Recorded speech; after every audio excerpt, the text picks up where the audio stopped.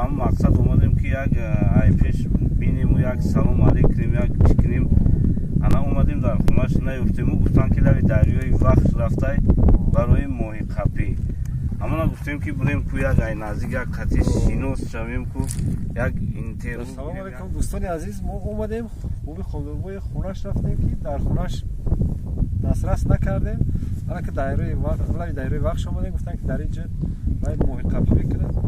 نگاه کنید ماهی خودروی که بس سالش نگاه نکرده ماهی قپی نیست.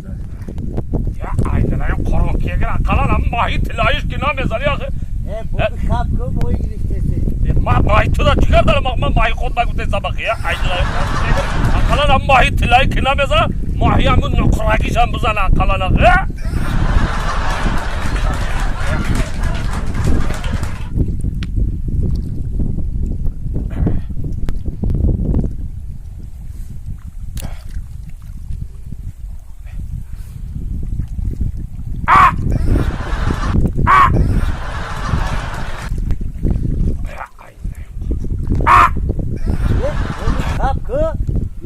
برای چه خب کنم؟ اون ماهی میتوره آخری ماهی چه خیلی میتوره همین مادا پادا و مالا که که کدی خودش جمع شده میایا این همین رنگ پادا و مال میگو خودش جمع شده آمده پیش همین آتش کده نزدیک میشه فهمیدی؟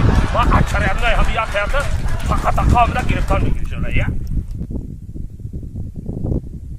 من اکنون ما اومدیم ماهی خودروی رو در رو دیدیم. حالا باید ماهی گرفتید نصیب باشه مدتی من هم صحبت بشه کلبه نام باشه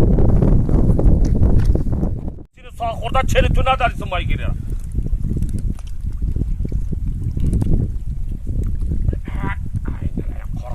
یا ماهی تلایی یا ماهی نقراگی یا ماهی آخه میدیه یا چیزی بزنن یک تا ماهی بگیریم خانه ببریم آخه انا ماهی خودروی همینجا بدای کنم. السلام علیکم. السلام علیکم. السلام علیکم. بیشی بابی. بیا بچم کن. بیا. السلام السلام علیکم. نازه سازه تینجه. سلامتی ها خوبه. همه طرفا تینجه داخل. ما بابی خودروی ای تلویزیونه. ها؟ ای تلویزیونه؟